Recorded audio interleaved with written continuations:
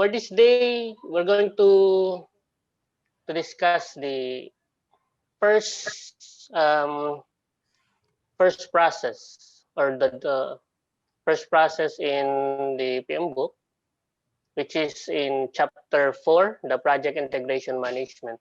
If you recall last time, if you recall last week, we have mentioned that this process is the glue, or some could say it is going to be the gear, mechanical gear that is going to glue all the other processes for these PMP workflows in handling our projects. So for today, we're going to discuss as it's going to be a bit detailed, but we're going to try it to fit in 1.5 hours so that we could still have a short workshop as scheduled. So for today, we're going to have the discussion on project integration management. We're going to discuss the outputs, one of which is the project charter, one of the first documents we're going to prepare if we're going to start a project. So that's what we're going to do also later in the workshop. And afterwards, we're going to have a group presentation of the output. Okay, so let's start.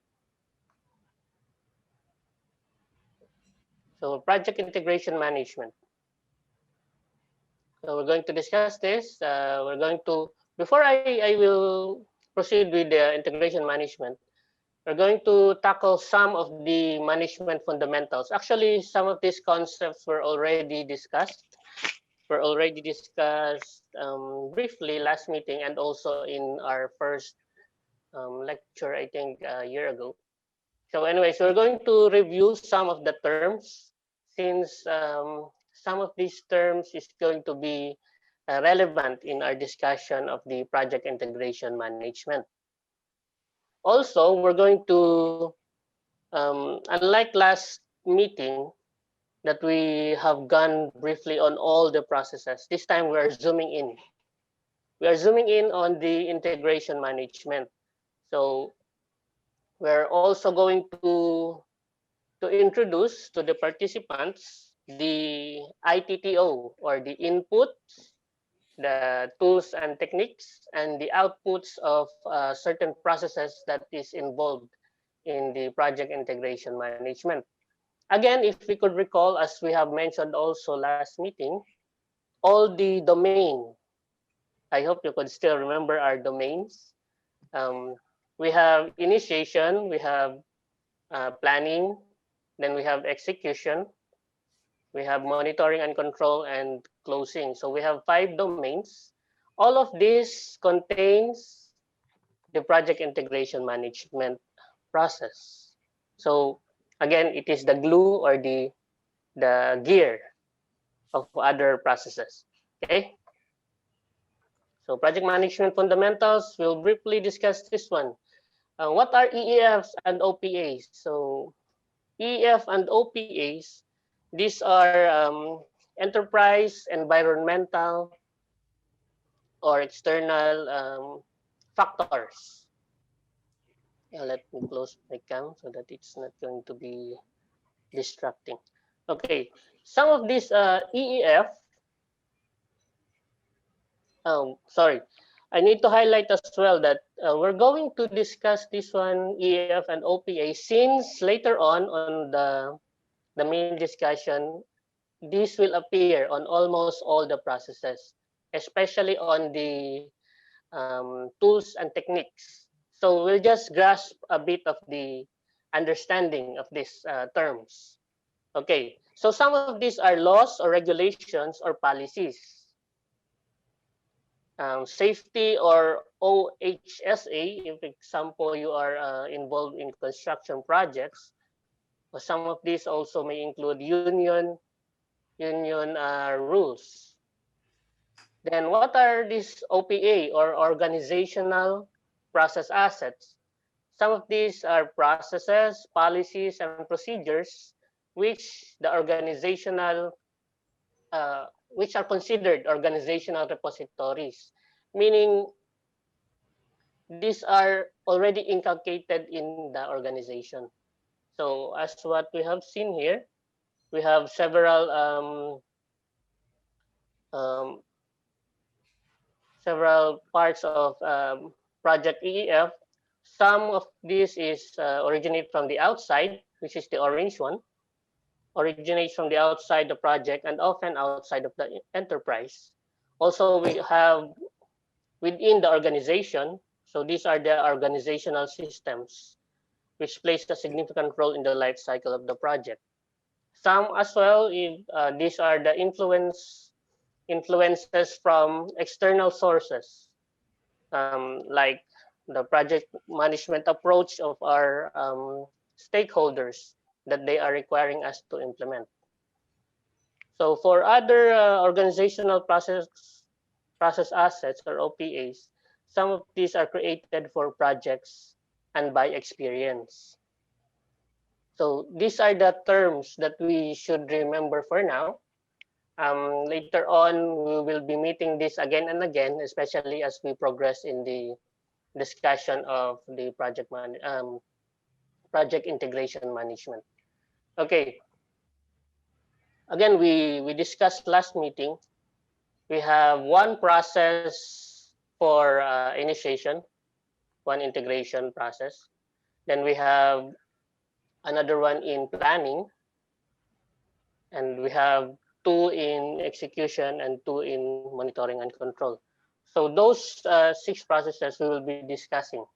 So those um, integration management process we will discuss today.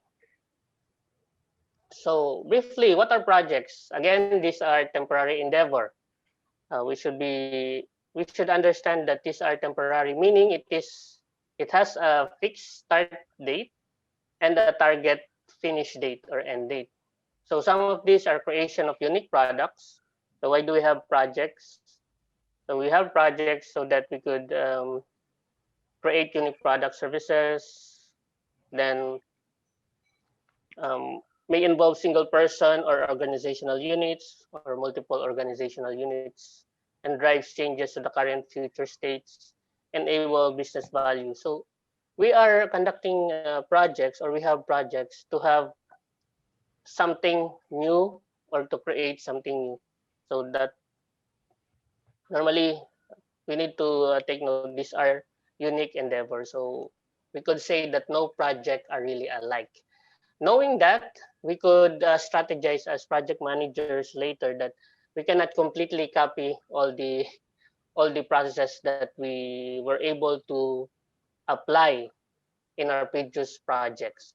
But later on, we will discuss as well, we will highlight as well that many of the processes we could adopt, but will be changing based on the requirements of our current project.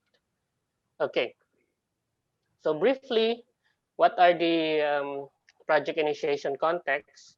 Why projects are created? This one we already discussed last meeting.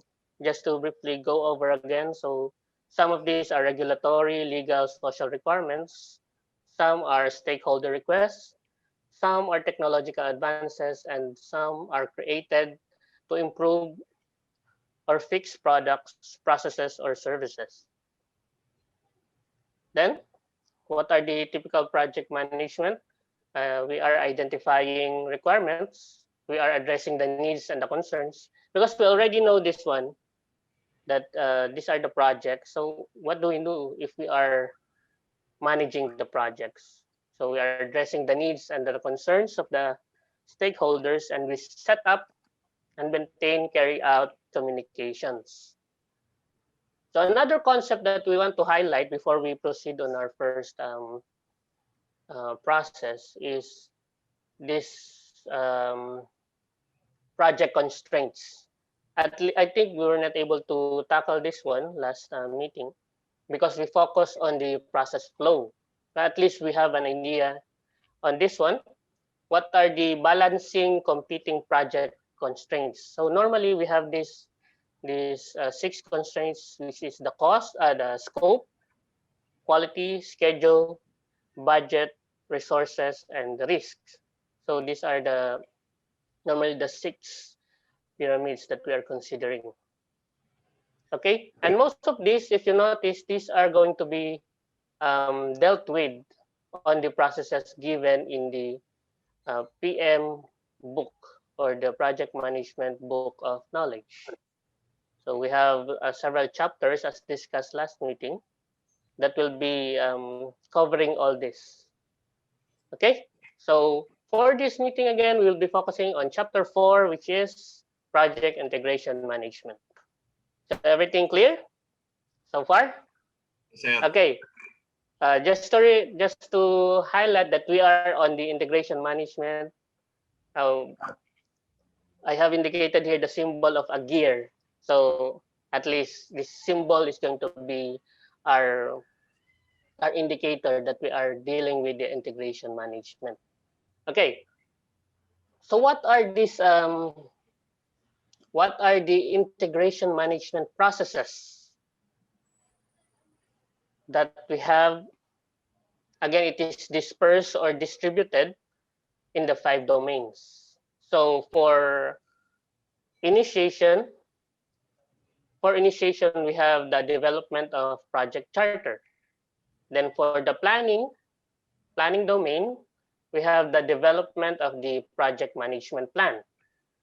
Then we have 2 for the execution. We direct and manage project work.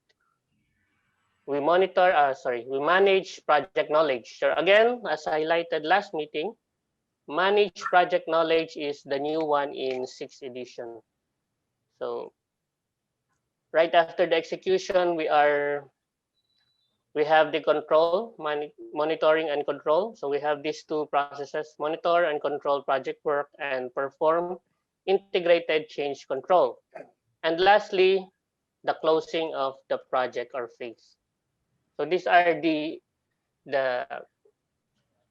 7 integration management processes that is dispersed in the 5 domains that we have.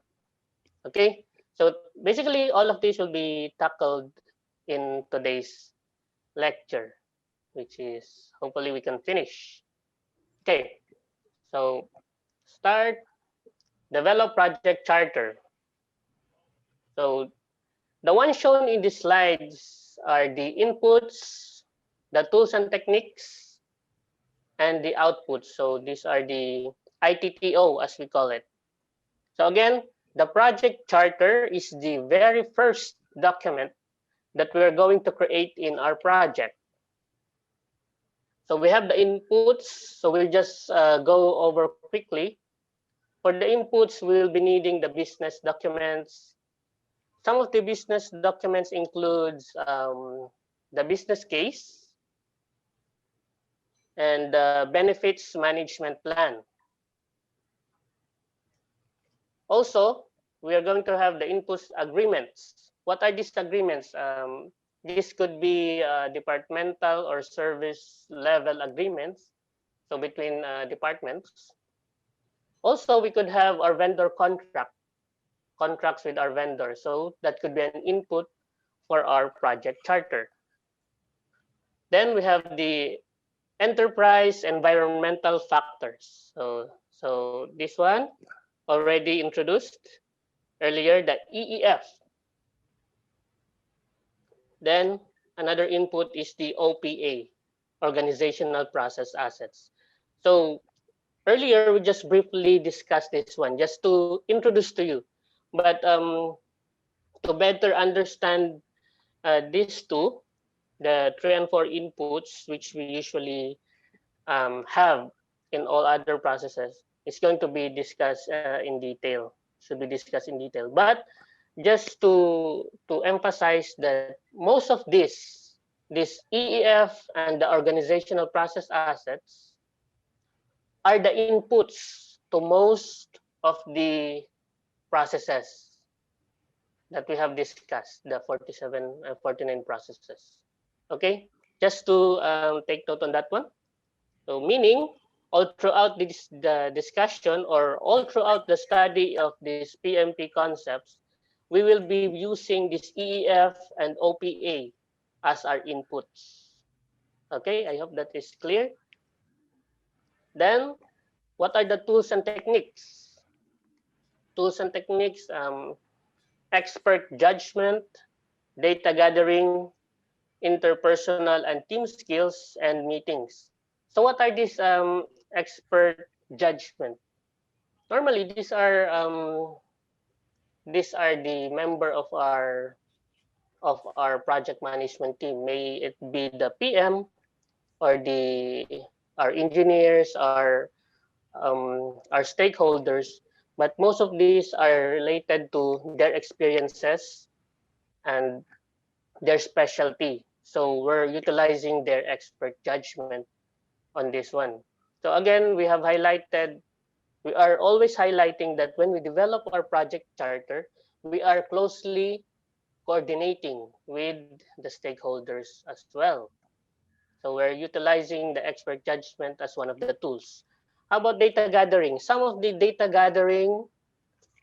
data gathering that we could do is brainstorming. I believe everyone is familiar with brainstorming.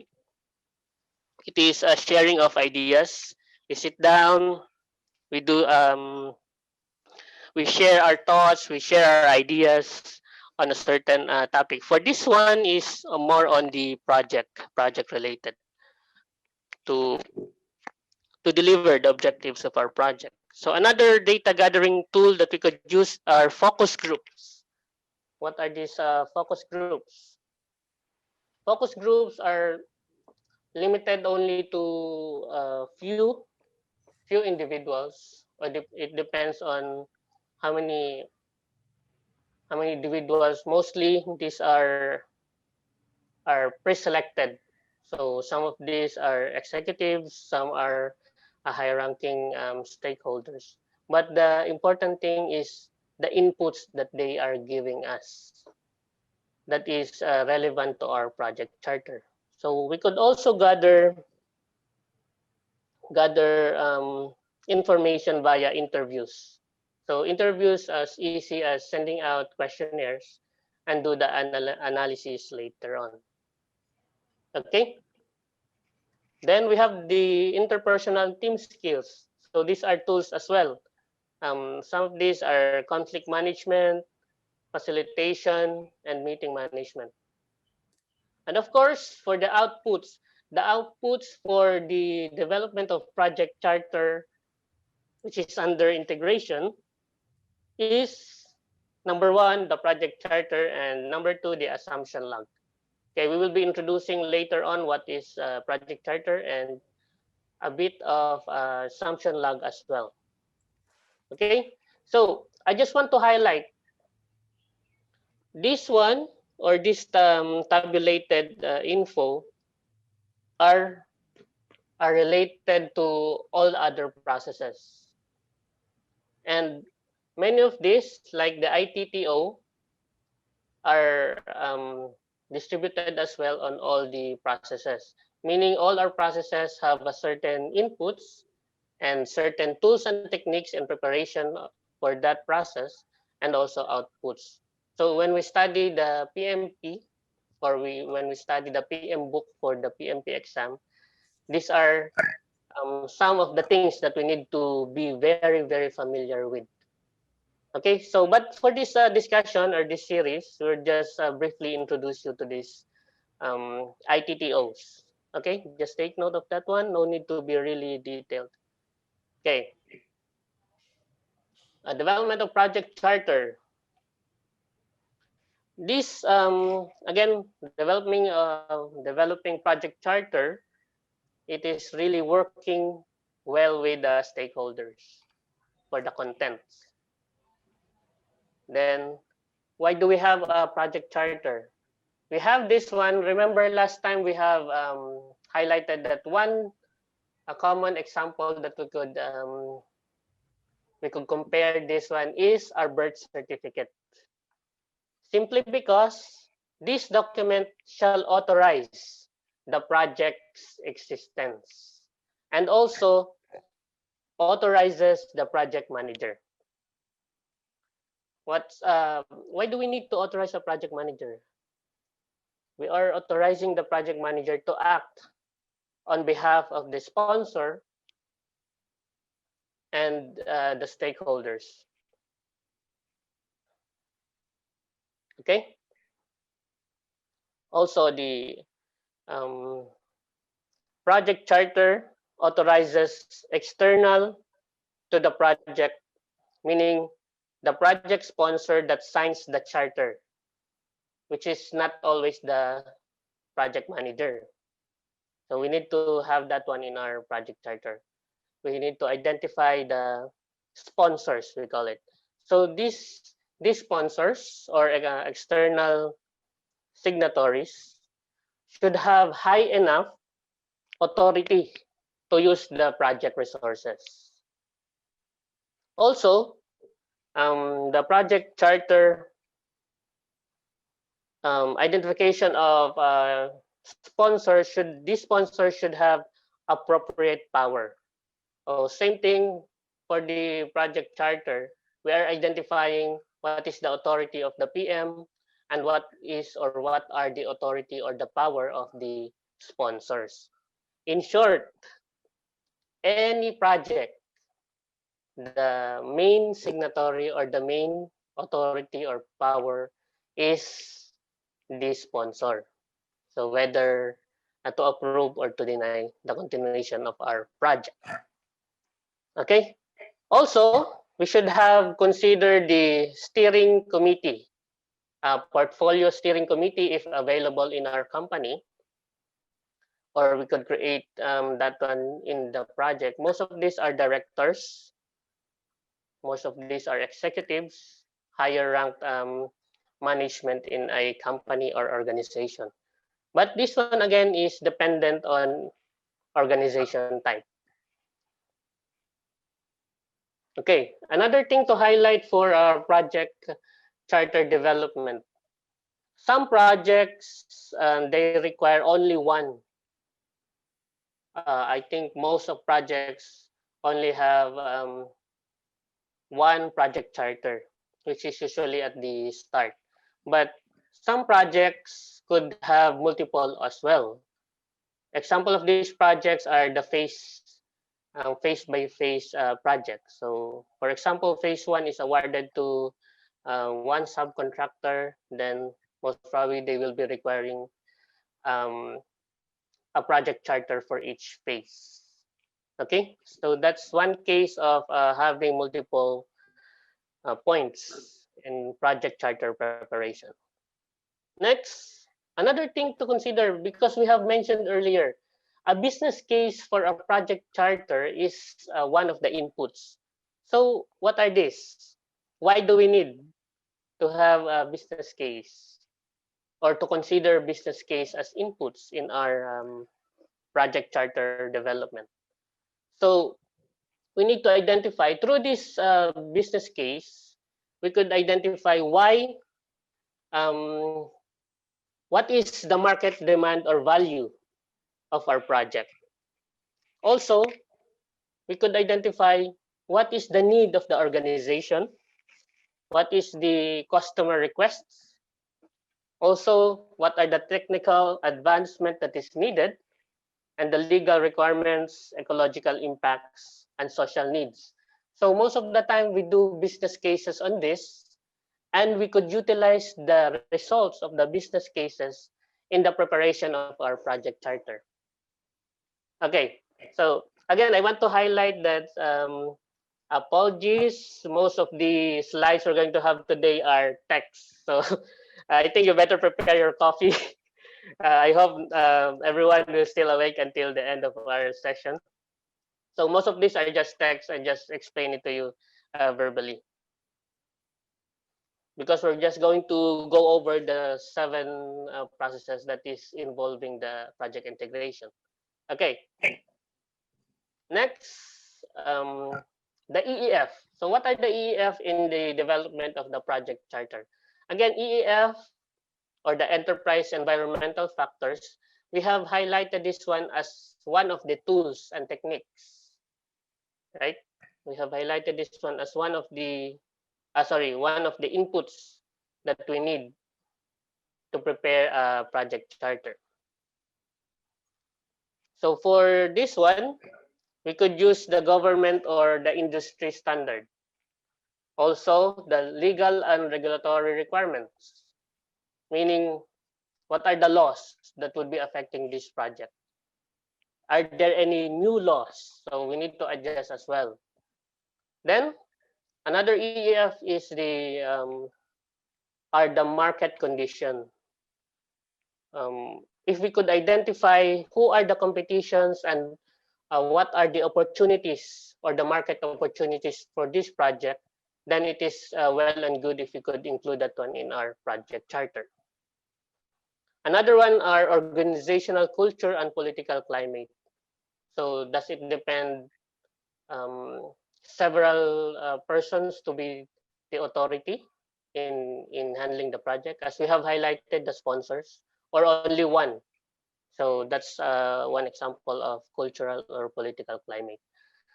Then we also have organizational governance framework. It means we're addressing how to operate within that organization workflow, because some companies, they already have their workflow. Then if we have this new project, we need to consider as well how our project is going to be, how we're going to manage, or how the workflow of our project could be executed well in line with the current workflow that we have in the company. Also, another EEF or environmental factors that we could consider is the stakeholders' expectations. So again, we are highlighting the importance of stakeholders. So expectations specifically on the risk thresholds. We have highlighted this one last meeting, that the tolerance level for risk of the stakeholders are really considered in development of our project. So same thing in our project charter. This one example is the level of priority. If we have high priority projects, most probably it's going to have low tolerance on risk because it is a very high priority project, and vice versa, meaning those projects that are low priority, most likely our tolerance for risk is a bit high also. Okay. Then, of course, another input, as we have mentioned, the organizational project assets. So what are these? We have, again, the organizational standard policies, processes, and procedures. These are the norms that we could use in writing a project charter. Maybe our company already have this procedure in writing a charter, so we could use that one already, the workflow. Also, maybe our company already have the templates in preparing the project charter, so we could utilize those templates as well. So those templates are considered under organizational process assets or OPAs. Also, we could utilize the portfolio, program, and project governance framework, meaning those government rules that are affecting that could be affecting the project, so we could utilize them as well. We could consider them in writing our project charter. Another thing are the monitoring and reporting methods. Monitoring and reporting methods, because it's going to affect how we're going to execute our project. Although, as we have mentioned again, project charter are not that detailed, but these are good things to consider as early as this stage, as part of the OPA. Also, another thing to consider as OPA are the lessons learned. Of course, if we are able to take down the lessons learned from our previous projects, then it's going to help us in developing our project charter for the current or the new projects as well. So the lessons learned documents.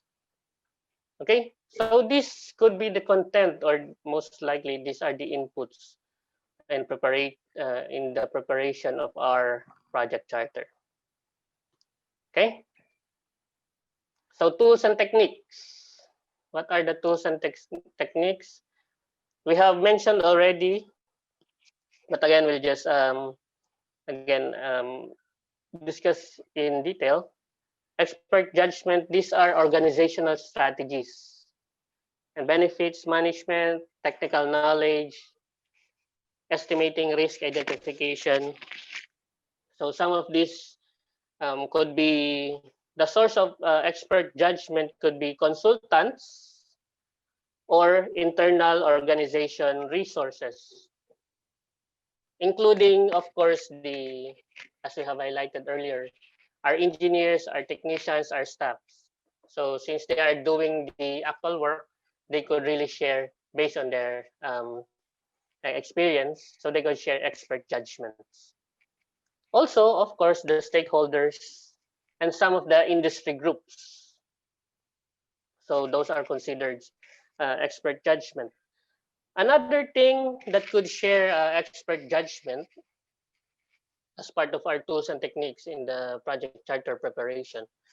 Some some companies utilize PMO. They have this department, a project management office, which helps prepare this one or provide this expert judgment. It means that not only the project manager are doing the thinking or doing the judgment for the project. Okay. Then, of course, highlighted earlier the data gathering for the project charter creation. As we have mentioned, the brainstorming, focus groups, interviews. And next is the interpersonal and team skills.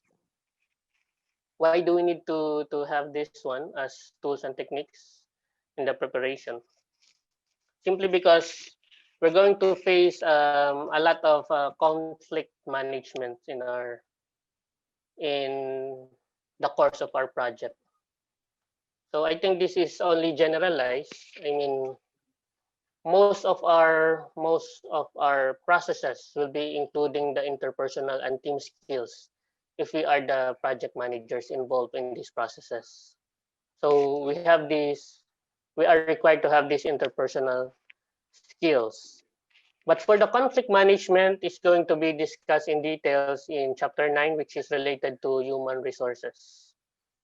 Then also we need the skills to facilitate, meaning to have a group event, successful decision, ensures effective participation. Like if you're conducting a meeting, you're you're expected as part of the project management team or the manager to ensure the effective participation of your team. Also to achieve mutual understanding and achieve agreement. So these are the some of the interpersonal and team skills that is relevant for this process. Then again, meeting management. Basic, we usually do this, prepare agenda, but we should take note that since we're on the project management level, we should make sure that all the stakeholders are well represented during our meetings. Okay. Then preparation and sending out of the minutes.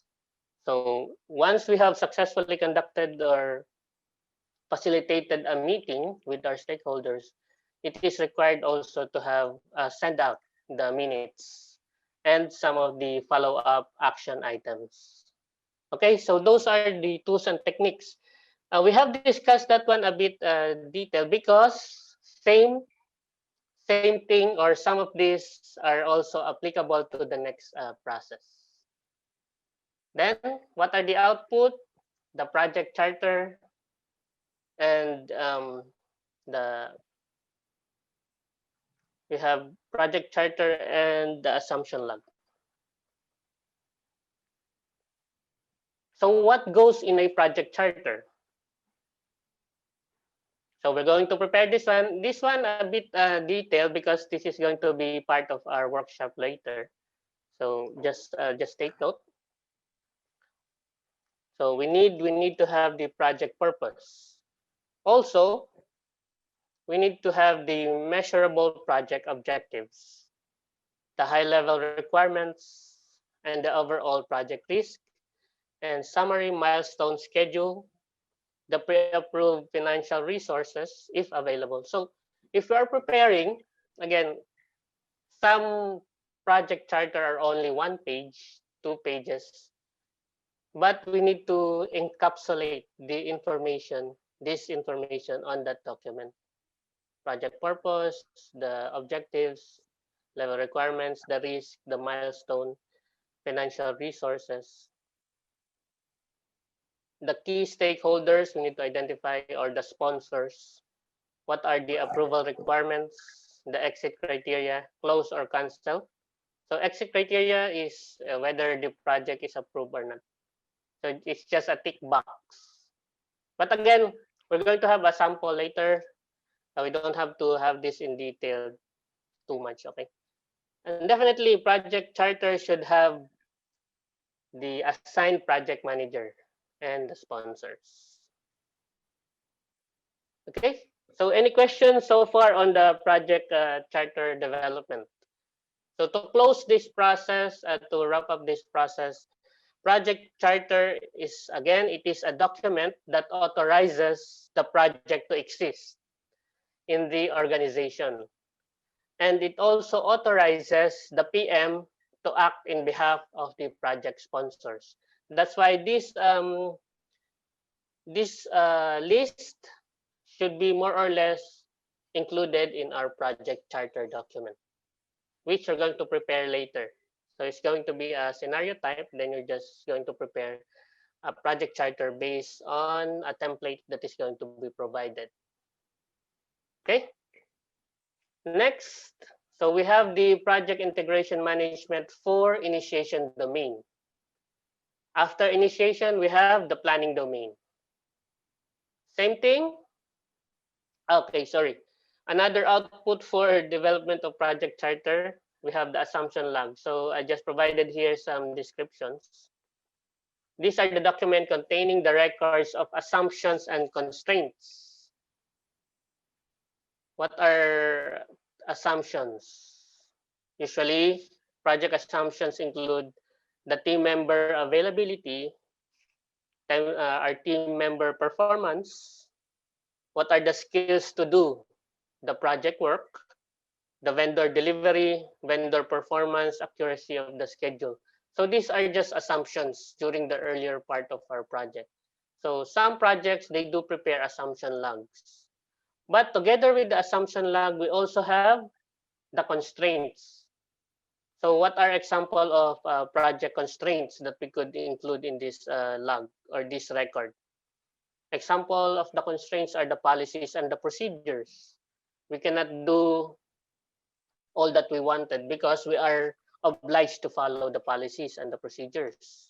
Also, we have, again, we have regulations.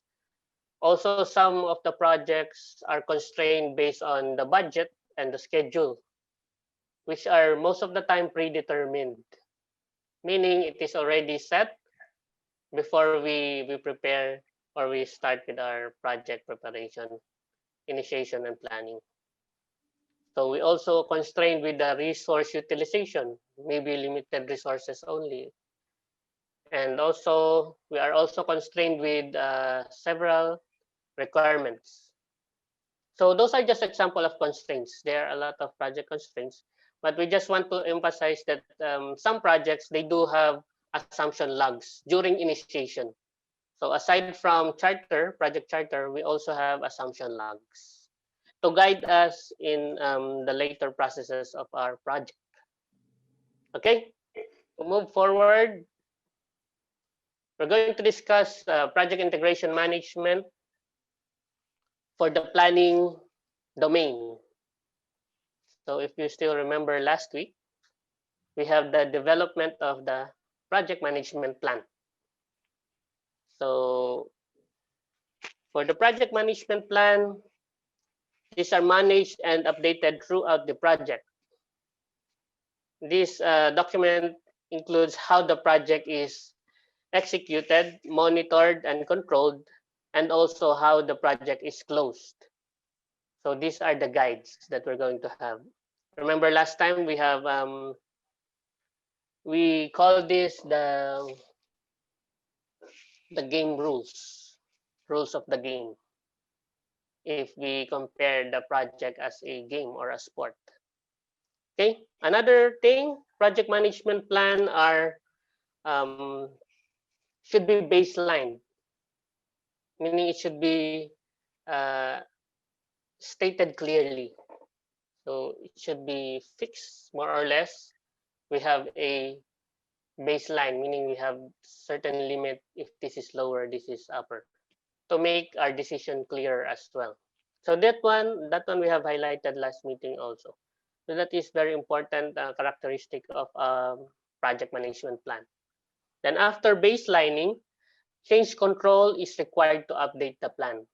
So once we have set the rules or the guides, we should be flexible enough to have uh, change control. So it doesn't mean that we have fixed our plans. We're already rigid and not flexible enough to entertain changes. But we should take note that these changes should be included in a specific workflow, which we're going to discuss later on. This should be included in a change request document. Okay, so that's the term that we want to highlight for the changes. Okay, we have the inputs, project charter. So once we develop in the initiation the project charter, it's going to be the inputs we're going to use in the planning domain or in the planning processes. Next, the outputs from other processes. If you notice, we have so many processes during this in this domain, covering the scope, the schedule, the quality, the resources. So all of those outputs from those processes is going to be the inputs for the development of our management plan. Then again, if you notice 3 and 4, EEF and OPA. Next, tools and techniques, I think almost the same. We have the expert judgment, data gathering, interpersonal and team skills, and meetings. And the output, only one output for this process, the project management plan. Okay, so project management plan. So what is the purpose of this plan? This PM plan communicates the intent of the project, and this serves as guide for the project managers. Also provides the structure, documentation, and again the baselines. So that's the main purpose why we are preparing this project management plan. So remember last time we have quickly introduced ourselves with the processes. Now we're adding some of the details. Okay, so we already know the purpose. Next, who are the planning participants? So again, we are preparing a lot of plans. And those plans we're going to use as inputs in our project management plan as a whole. So who are the participants of the planning process? The 4 main participants, of course, the project manager is going to do the leadership, facilitation, organization, direction, and expert judgment.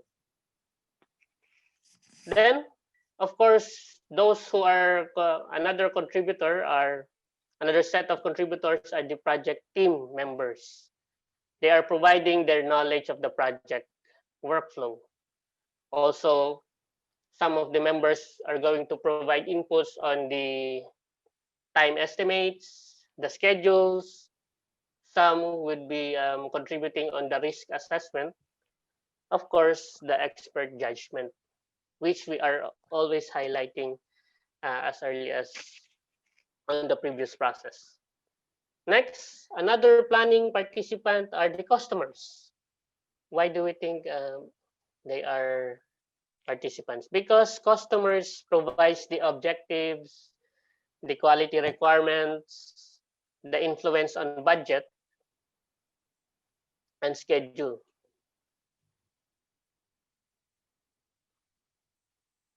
Okay. So everyone's still awake?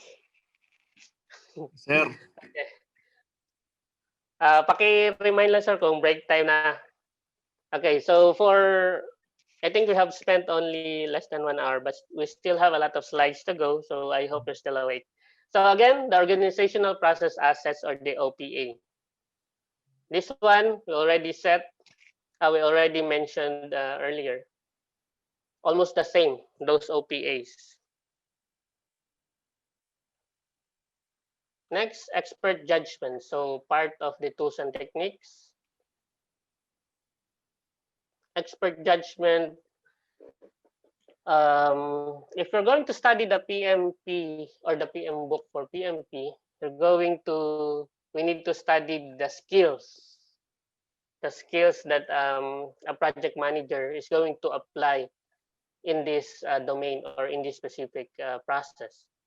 So for expert judgment, some of the skills that is needed includes tailoring the project process, meaning you should be knowledgeable enough to remove or replace a certain process that could cause delay. So, or you can introduce better processes or better ways to execute.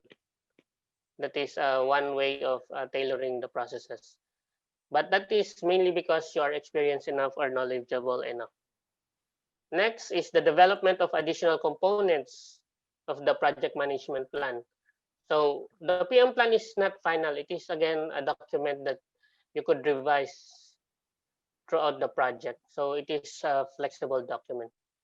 Again, we are emphasizing on the fluidity. So if we have seen something, we can introduce that one. And if it is in turn going to affect a certain plan, we're going to update also our management plan. So example, we are affected by a certain factor for the schedule. So the adjusted schedule would be in turn going to update the project management plan. Next, determine the tools and the techniques. We should have technical management details, determining the resources and the skills needed, and defining the configuration management. Also prioritizing the work on the project. So those are some of the skills we are providing as expert judgment. So we have highlighted that we are contributor to provide expert judgment. The one that I have mentioned are some of the skills. Next, data gathering for the project. So same thing, we have the brainstorming, we have focus groups, we have interviews. So these are ideas generation and analysis. So like again, for the focus groups, this could be stakeholders that learns the risk, the success criteria, etc. So most of these, the focus groups are high level. Next, we have the interview aspect. Okay. Next, interpersonal and team skills. So same thing as what I've mentioned earlier. It could be conflict management, facilitation, planning meetings. Okay. So for meetings, we have kick-off meetings. So what are kick-off meetings? Startup of the project, sir. Sorry? Startup of the Yes. Yes, correct. So we are usually conducting kick-off meetings to officially start our project. So some projects, they have the kick-off meetings right after the end of the planning. But some kick-off meetings are indicative of the commencement of the execution. So we already done with the initiation, we're already done with the planning. We're going to do the kickoff so that everyone is aware of what we're going to do to execute our project. Also, we do kickoff meetings to communicate the objectives and also to gain the team commitment. It's just simply saying that we're conducting kickoff meetings to let more or less everyone that is involved or all the stakeholders of the project to be in the same page. What are the goals? What should be done by my team? What should be done by your team? What should be done? So most of this, we're just relaying all our plans. Not really in detail, but more or less we are identifying the roles also. So we're explaining to the stakeholder the roles and responsibilities. So again, stakeholders may include the sponsors, ourselves as the PM or part of the project management team, even to the leads of our contractors, subcontractors. Okay, so that's one importance, some of the important things we address when we do the kickoff meetings. Okay, so what's this? Development of project management plan. So again, we're just enumerating all the plans that we are utilizing to form the project management plan. So we have the scope management, we have the requirement management, schedule management plan, cost management plan. We have discussed this last meeting, so just go over. We're just highlighting all these outputs from these processes are the ones we are utilizing in the project management plan. Okay, so that's simply the highlight of this slide. So we're done with the project management plan. Now, the other part is we're going to go quickly, but we're going to focus a bit on the integrated change control, since most of our queries last time is involving that one. So we'll try to address some of those. Okay, after planning, we're going to do the execution. So the integration management process for this is the direct and manage project work. This one is doing the work to satisfy the project, and also this is spending funds to satisfy the project objectives. Also perform the project management risk, the approved changes, etc. So again, if you notice, we also have here the ITTO. What are the inputs for this process? We already prepared the management plan, so that's one input. Next is we have the project documents. We also have the approved change requests. We have the EEF. So again, if you notice, that's why we have been highlighting this number 4 and number 5, EEF and OPA. So almost the same. So if you get to understand what is or what are these EEF or environmental factors and OPA or organizational process assets, more or less you are prepared for some of the inputs on many or majority of the processes of the 49 processes, because these are mostly the inputs. They are still included. Only selected processes doesn't have this, the EAF and OPA. Okay, so what are the tools and techniques? Again, we have the expert judgment. We have been discussing this already. Hopefully you get a better grasp by now. What are the expert judgment? Then we have a new one for this process. We have the project management information system. And also similarly with the previous processes, we have tools and techniques, that is meetings, conduct of meetings. But for this process, since this is the actual execution of the work of the project, we have so many outputs. We have a lot of outputs.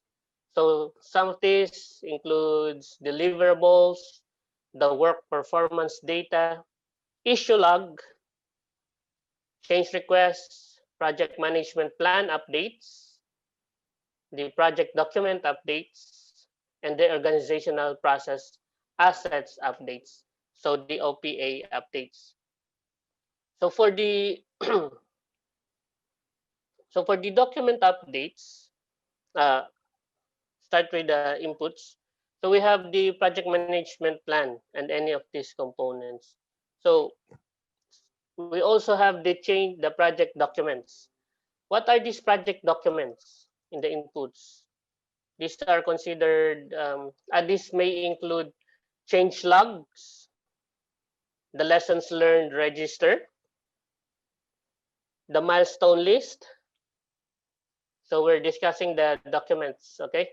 Milestone list, we have the project communications, the project schedule, requirements traceability matrix, the risk register, and the risk report. If you still recall, that is the documents that are outputs of the planning processes. See, before we proceed, we are finished with that one in the planning stage or in the planning domain. So those documents, aside from being inputs to the planning um, project management plan, those are inputs also in directing and managing the project work. Because again, the plans and the documents that we have prepared during the planning stage are the guides we're going to use in the execution of the project. Okay, so I hope that's clear. Some of these are self-explanatory, so and almost the same as the previous one. So again, we want to highlight that some of these project documents are again outputs of the previous processes, which is in the planning. So for the output, what are the project documents that we need to update? So definitely, once we execute, we are doing the actual work, we will encounter a lot of changes that could be affecting most probably our scope, our schedule, etc. So some of these, because of those changes, we need to update as well. If you still recall last meeting, we are emphasizing fluidity. So whatever changes, we could still modify and update the existing documents that we have. So some examples of the project document updates are the activity list. If we see something that we need to add, we need to update the activity list. Also, the assumption logs. If we are able to prepare this one, these are the documents we prepared during the initiation. If we saw some changes during the actual execution, then we need to update the assumption log as well. So we're dealing with changes, so we need to update. Okay. Next, another example of the documents that we could update are the lessons learned. We have highlighted the knowledge management, which is part also of the execution domain. So again, later we will be having a better discussion on that one. So those are part of the documents that we need to update. Also the requirements. There could be changes, there could be omissions as we proceed with the project. Also, some of the risk register. Again, we're highlighting that we should religiously update the risk register that we have, whether we encounter the list or the risk that we have listed or not. If we encountered, then we should update. If not, we have thought of an additional one, then we need to update our register. Also, the stakeholder registers. Some of these may be changes in the vendors, or maybe some of our projects could be affecting another set of stakeholders. So we need to update our record on that one. Okay. So that's the directing and managing the project work, which is still in the execution domain. Then we have two, as I have mentioned. The next one is management of the project knowledge, which is a new process, integration process in the 6th edition. So what are the inputs? We have almost the same. We have the project management plan, the project documents, the deliverables, also the EEF and the OPA. So if you notice by now, all of these processes so far have the EEF and the OPA as inputs. Okay. Then what are these project documents? Again, we have highlighted earlier, some of these documents includes the lessons learned register, the project team assignments, the resource breakdown structures or the work breakdown structure, and the source selection criteria, stakeholder register. So those are part of the project documents as inputs in managing the project knowledge. If we still remember, managing the project knowledge is very important because it's going to be another input in the preparation starting from the project charter. Remember, we have highlighted there, if we have the lessons learned, which is mostly the management of the project knowledge from previous projects, it could be very useful in executing or in planning out what we're going to do on our future projects as well. So that's why this process was added. It is more on the lessons learned from the previous project. Okay, so going to the tools and techniques. So again, we have the expert judgment. I hope by now you get the idea of this one. And next, we have the knowledge management. Part of this, of course, is the register, the lessons learned register.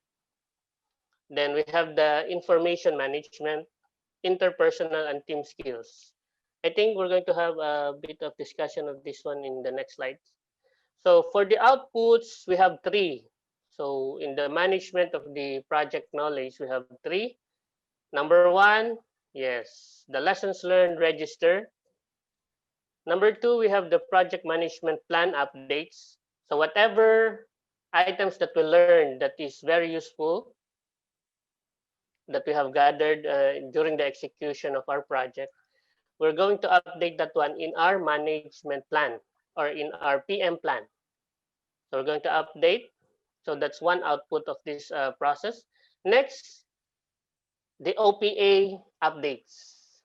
So whatever inputs that we have or whatever encounters that is related to organizational processes assets or process assets, then we could update our list or our document. Okay, so what are these tools and techniques, especially the interpersonal? We have discussed this already, but to go through again, a part of this is the activity of listening. Activity listing. So if we have the activity and we could list them down. Next, the facilitation. Of course, another skill is leadership, networking not only with among our teams, but also most especially with our stakeholders or possible stakeholders, and also political awareness. Political awareness means knowing which authority is going to be beneficial for the project, or we need to be careful with. So that's one aspect of political awareness, which should be included in the interpersonal and team skills part of the tools and techniques in the project management knowledge. Okay, or the management of the project knowledge. Okay, so that's it for the project knowledge. Just to wrap up, the managing project knowledge process, it is more on documenting the knowledge that we have gained in the project execution to openly share. Meaning, if we have records, we could openly share. We could share with other stakeholders, with other members of the team, our sponsors, not only for the current project, but also for the future projects, and succeedingly for the operations or after the handover of our project. So it is really important why we are doing this process, why we are practicing the management of project knowledge. To simply document this knowledge and share it to the next stage and also for our future reference. Okay, next, this is the second to the last process. We're going to go now to controlling and monitoring. So we have two processes for this in this domain. Number one is the monitor and control project. If you still remember, we are still discussing the chapter 4. And we're doing this, we're discussing now is the monitoring and control domain. We have the monitor and control the project work.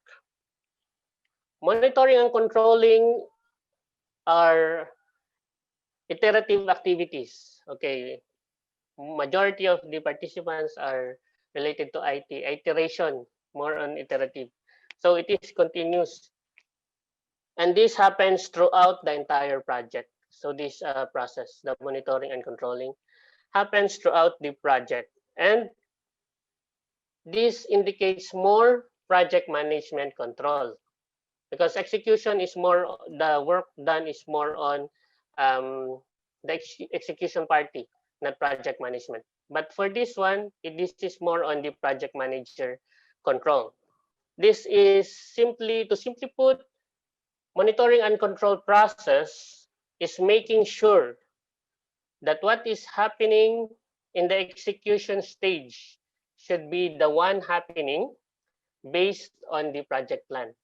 So that's why we are doing the monitoring and controlling.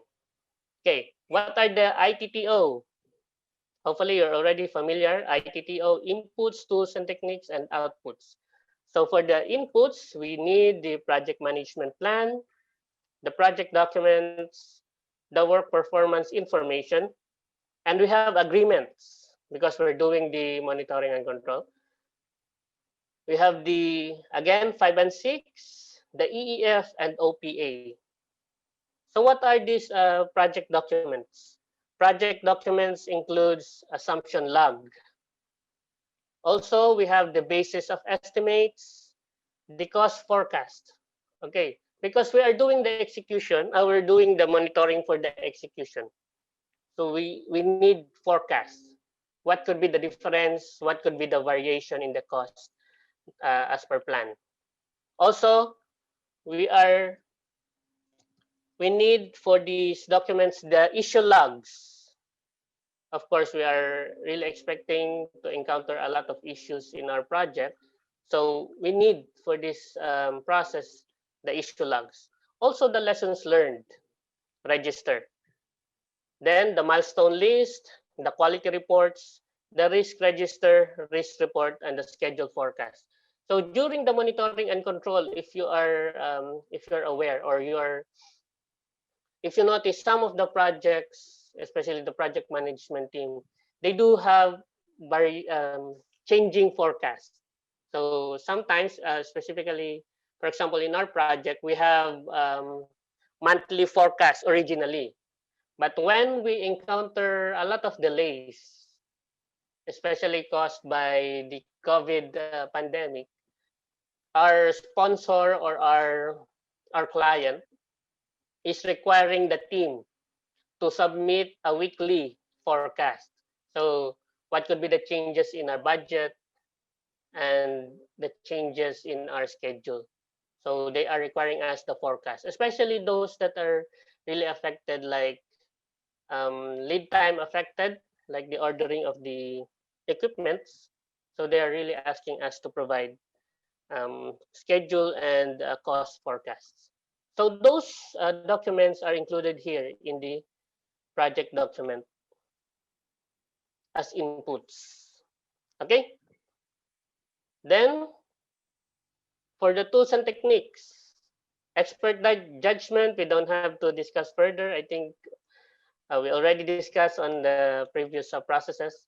Let me focus on the data analysis because this is something new, something different compared to the previous processes. So what are these data analysis? Data analysis includes alternative analysis, cost benefit analysis, earned value analysis, root cause, trend, variance analysis. So we have a lot of analysis because the project is not fixed. We are encountering a lot of issues, and those issues could be affecting a lot of factors like the scope, the schedule, the quality, resources, etc. So to help us with our decision making, monitoring and controlling the project to more or less make it smooth, we have these several analyses. We will not tackle them in details, but we're just going to give some descriptions. Okay, I think it is on the next slide. Okay, so let's just finish this one here. So later on, we will have additional description on the data analysis. But let's proceed with the outputs. So for the outputs, we have the performance reports, the change requests, the management plan updates, and the document updates. So what are these document updates? Some documents include the forecast, again, the cost forecast. Because if the project cost is affected, we need to update our records. So if we have the forecast, the weekly or monthly, we should be updating that one during the course of this, the monitoring and control process. Of course, issue logs. We are required to really update the issue logs because during claims, during the end stage, we're going to use those documents before the handing over. Some of those documents needs to be closed, or the issues need to be closed before it's going to be accepted by the client. Then, of course, the lessons learned register, the risk register, and the schedule forecast. So those are some of the documents that we need to update as output of this monitoring and controlling of the project. Okay. For monitoring, it is more on collecting, measuring, assessing, help project identify areas that require special attention. For controlling, it is determining the corrective actions. So more or less, these are more on the actions. Corrective actions, preventive actions, replanning, follow up on actions, confirming actions that have improved. So these are the controlling aspect, controlling the project. So again, it is making sure that these things are happening during execution as what we have planned out.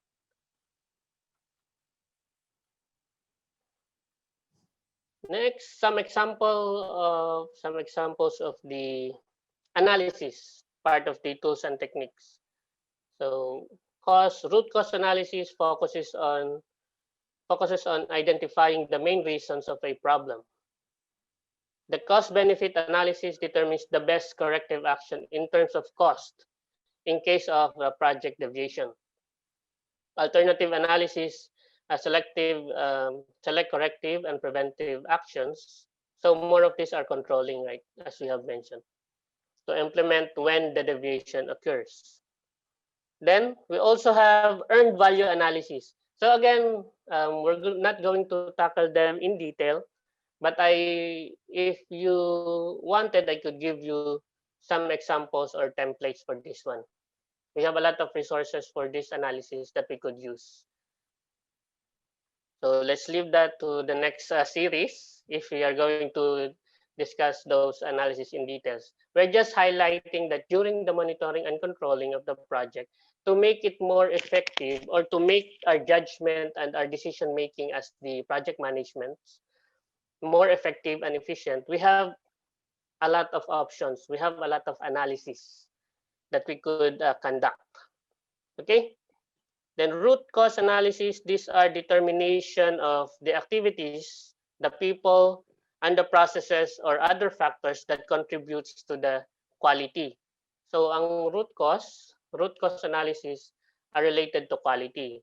Cost benefit related to the cost. Alternative analysis is knowing which actions to take.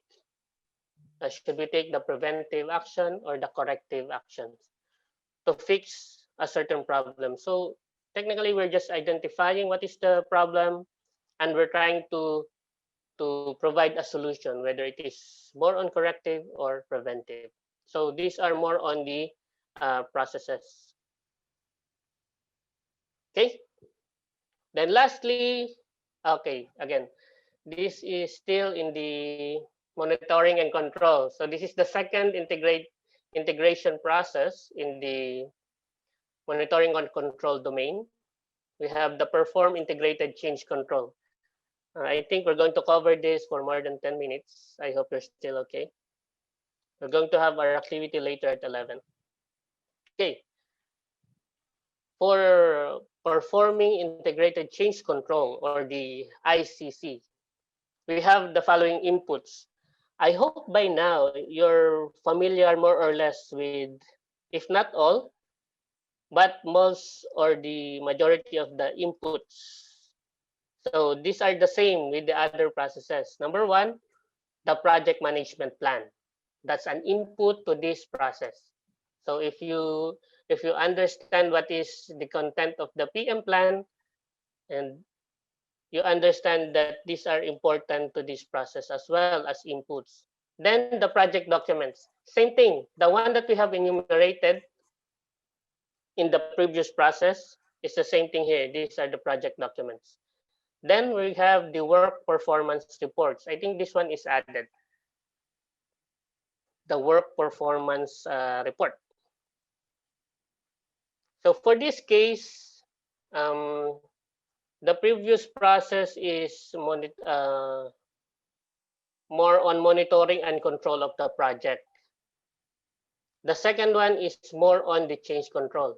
So this process, it is most important process in this chapter. Why? Because we do encounter a lot of changes. So the important thing is how are we going to manage these changes, and how are we going to have them approved? Have them approved, whether it's going to be approved or declined.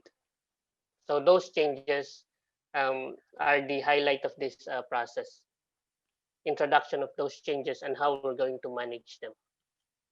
Okay, so project management plan.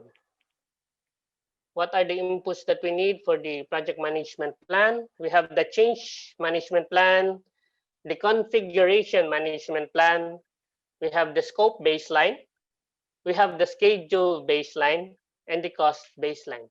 So if you notice, we have the triple constraint mentioned: scope, schedule, and cost baselines. And also we have two change management plan. We have the change management plan and the configuration management plan. I think in the succeeding slides, we're going to have a more detailed explanation for this.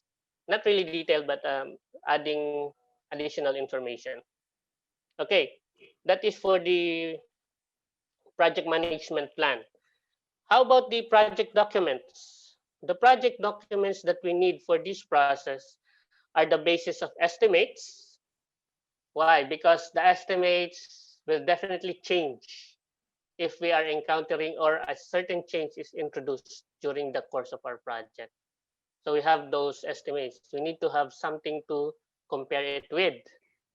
Next, the requirements traceability matrix. Of course, we are really emphasizing, why do we need to, how can we say that we really did a good job in this project? One factor is if we were able to meet the requirements set of the client, meaning it is more on the scope. So we need to have these documents as inputs, the requirements traceability matrix. Traceability is emphasized simply because we are dealing with the changes. Whatever change that is affecting the scope, we need to have it recorded. Okay, so we have for item number 2, we also have the requirements traceability matrix. Next is the risk report. We have been highlighting again and again.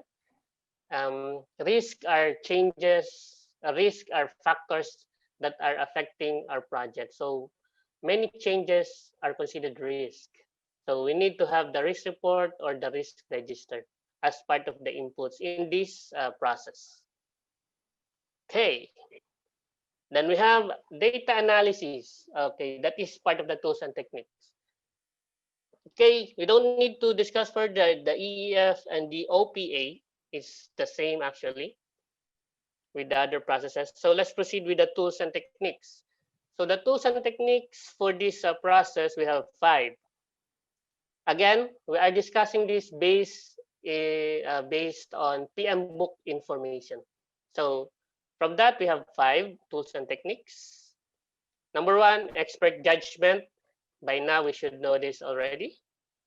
Number 2, we have change control tools. Okay, since we are dealing with integrated change control. Again, what is integrated? It is holistic, not only related to scope, not only related to cost or schedule, but integrated, meaning the effect or the impact is on the entirety of the project. So we are dealing with integrated.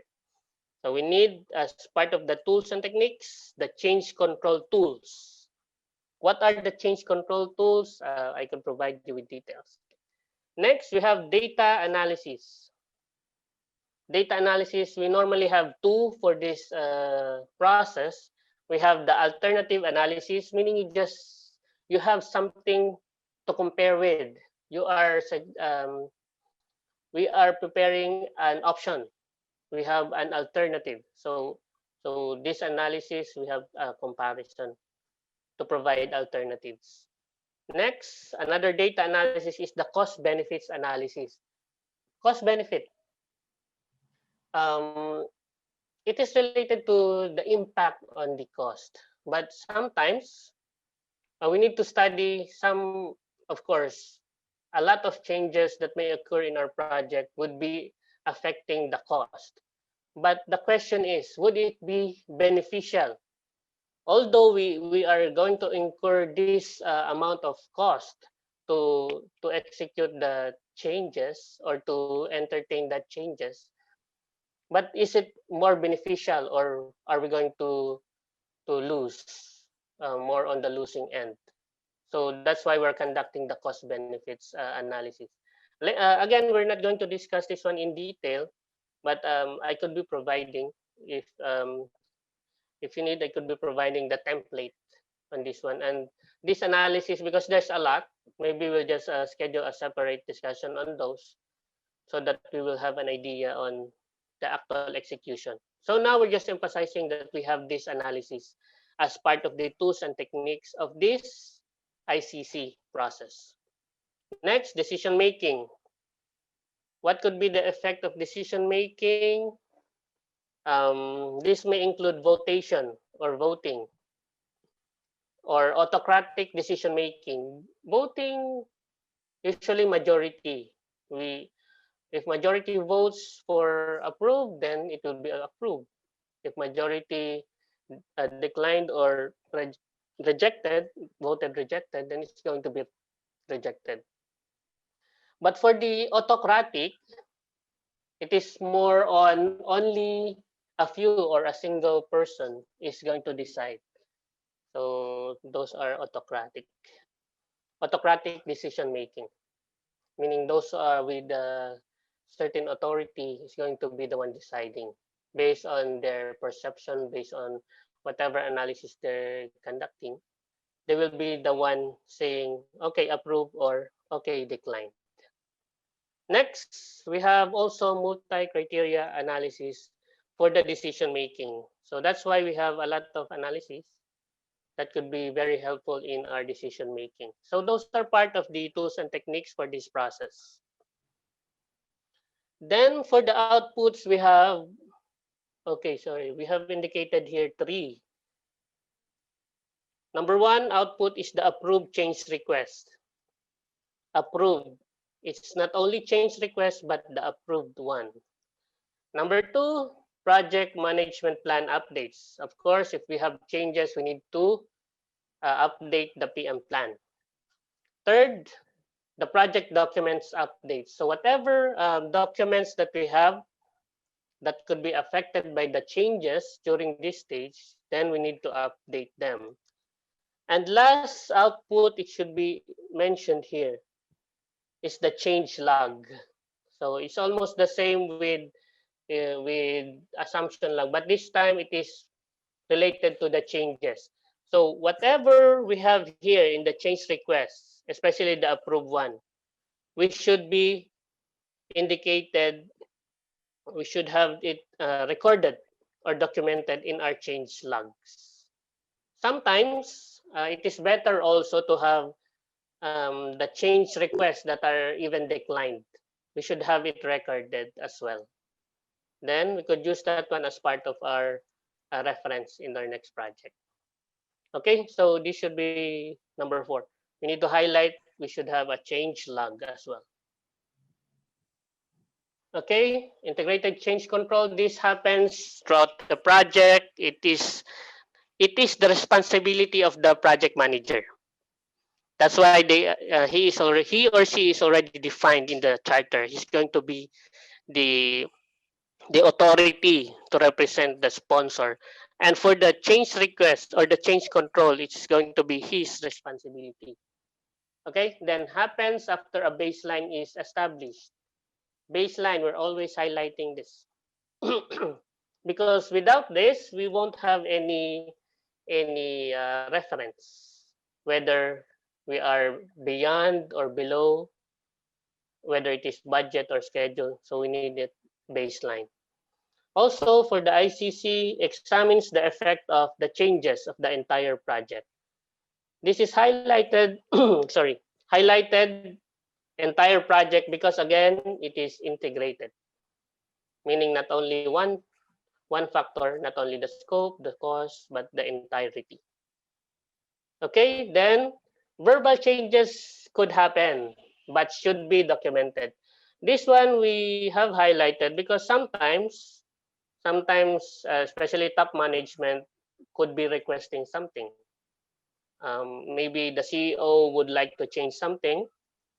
Then definitely you cannot say automatically, no, sir, you cannot apply. So we need to consider more or less because of the authority. But even though it is verbal, we are just emphasizing that although those are verbal changes, these should be documented. So it is the responsibility of the PM to have the register or to have it advised to update and record that one, the verbal changes.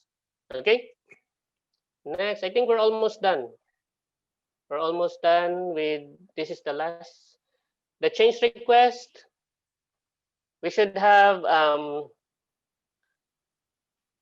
change request, we should have the change approval level identified. So we have the change management system. Change management system. We also have configuration management system. Later on, the one that I'm going to highlight here is going to be presented in a workflow, which we're going to go through quickly. I think next slide here. Okay. Change approval level. The sponsor, change control board, or executive stakeholders to approve or reject the changes. So we are just emphasizing whatever changes that we have, it should be recorded in a change request.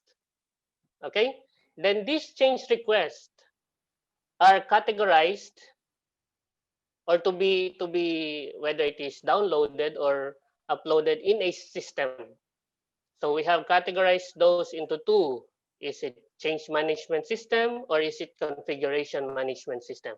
What is the difference? We'll discuss that one later in the workflow. Okay, next, for the change request, it could be approved, it could be deferred, or it could be rejected. Approved, okay, approved, well and good, meaning the changes that has been requested is good to go or has given approval. But what is deferred? Meaning it could be approved or it could be rejected, but the decision was not yet made, meaning it is set aside for the meantime. But most of the time, if the change request is deferred, most likely it's just how can we say it? It is more a polite way to say no, not just simply reject it. So if your change request is deferred, alam na this. So then rejected. So we have 3 for the change request: approved, deferred, and rejected. Okay, approval levels in the project plan. So again, these approval levels could be from this sponsor or from a group of executives, which we call the change change control board usually.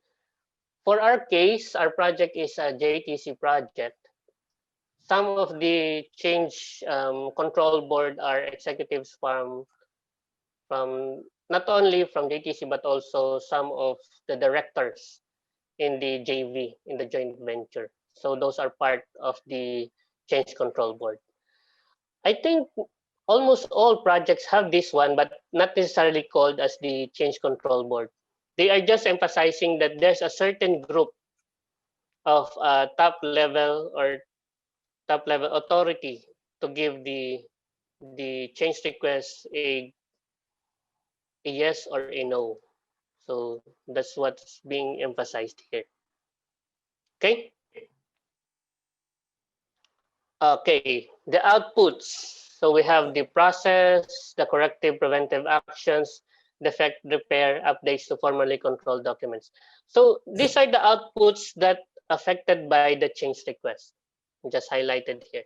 It could be processes, corrective preventive actions, etc. Okay. Okay, so this is, I think this is the last one, because the last one is the closeout. So this is the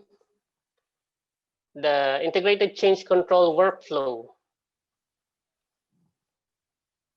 The integrated change control workflow. So we have the change request, whatever changes that we have that could be affecting the scope, the cost, the schedule, contract, corrective action, whether it is preventive. This one highlighted in the earlier slide, in the previous slide. What are these procedures, resources?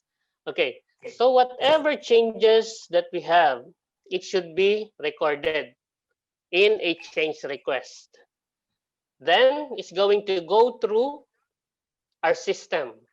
So again, we have 2 systems, whether it is configuration management system or a change management system. The, the configuration management system are related to the features. So related to the features. Wait.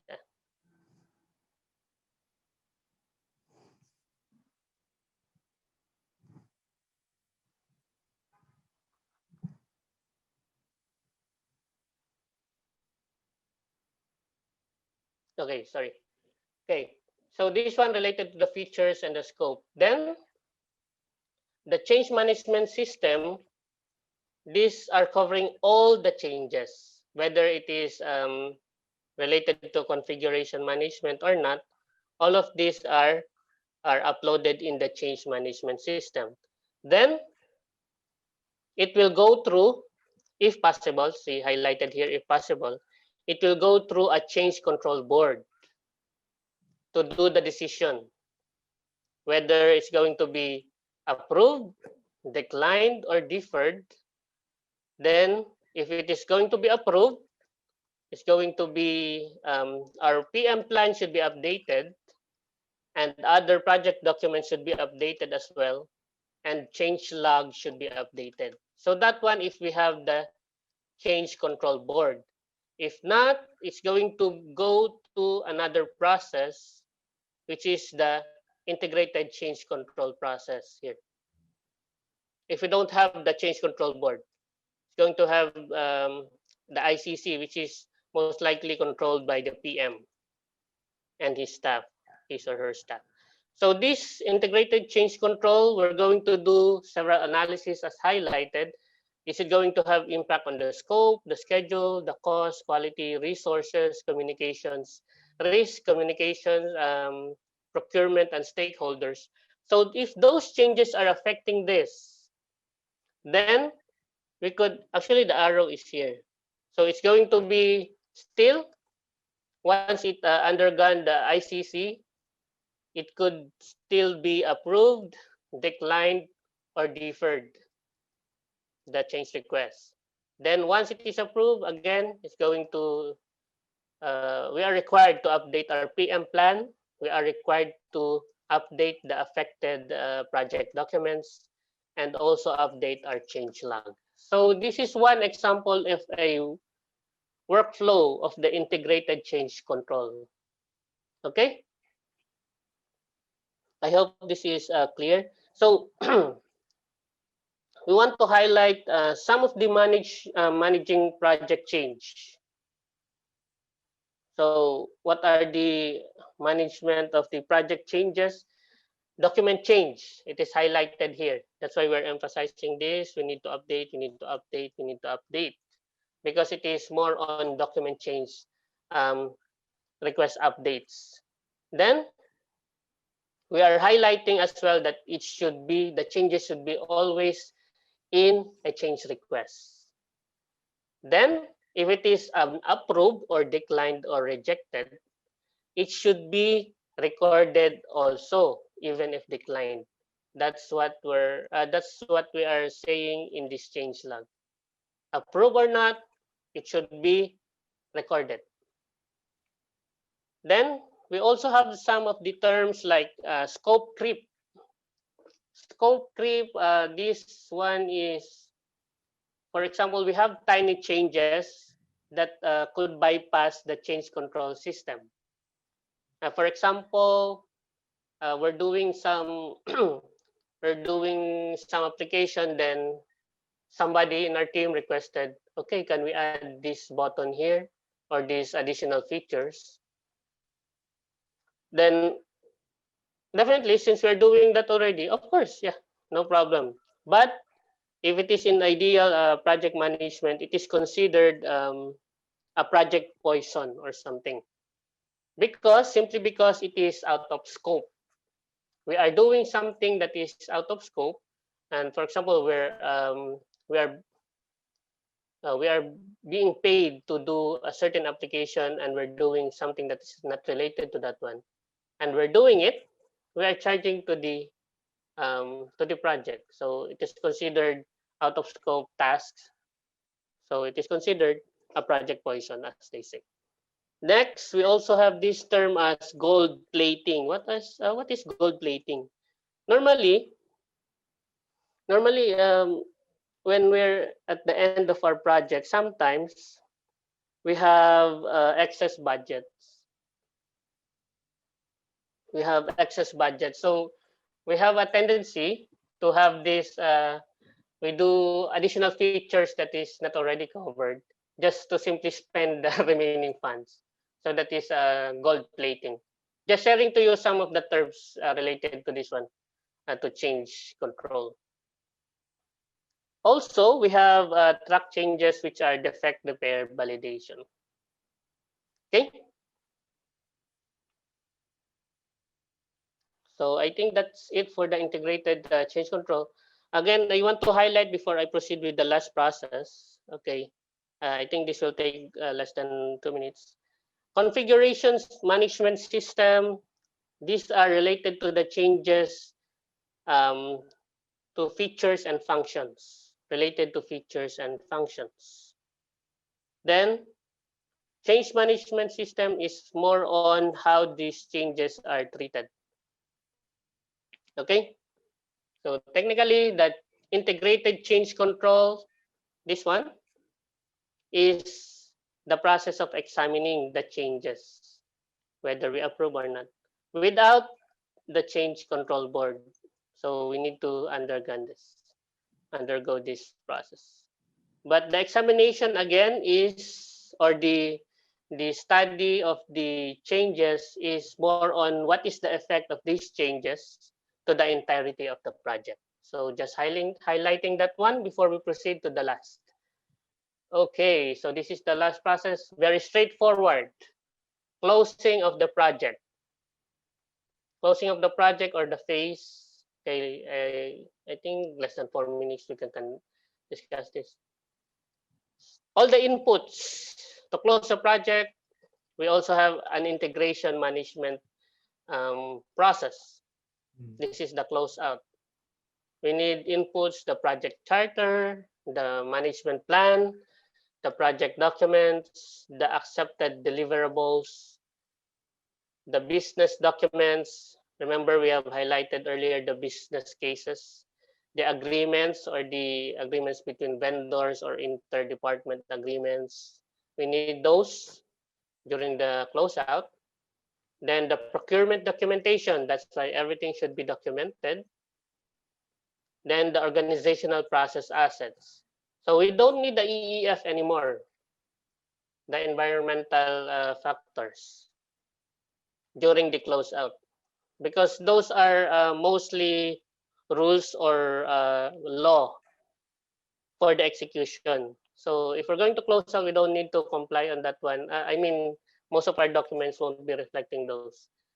So the documents affecting for the closeout would be the OPA, organizational processes that could be improved. So we need this. Then for the tools and techniques, of course, expert judgment, some of the data analysis. Okay, this one I will be providing maybe part of the handouts. Then meetings, closeout meetings, mostly related to the submission or acceptance, closeout acceptance. Then we have the outputs for this process. We have the project document updates, the one we're going to hand over, the final product, service or result for transition. Transition meaning maybe there's going to be facility management afterwards, or the usage for the service or the product. So these are the outputs. Then we have the final report. Again, this is for acceptance. We need to have this an output. And lastly, the organizational process assets that is updated based on what we have undergone in the project. Okay, so those are the integration, project integration management processes that we have, from the initiation domain to planning domain to execution domain to the monitoring control domain, and lastly to the close project or phase, closing domain. So that's it for the introduction of our project integration management. I hope you learned something. After this one, we're going to conduct the workshop. The workshop is about project charter preparation or development. Okay, I think Sir VP John, we can have a short break, maybe 5 minutes. I will prepare the workshop documents that I will send to the group. Okay, sir. Thank Any you for. questions for this? Okay, any questions, guys, for this session of the project integration management? Because kailangan natin tong aralin. Medyo this one yung topic, mostly the topic that Sir Lex is teaching on the project management. Medyo it's very informative kasi malalaman natin yung step-by-step guides on this, which is nagagawa nating lahat yan as IT guys. We're also doing the same process flow, pero hindi lang tayo nagtatakal doon sa budget side. But some of us are tackling on this budget side. They can actually implement this on their workplace, their workflow, para mas robust yung implementation per project. And then mag-guide mo, magagawa mo lahat in step by step. Okay? For now, right?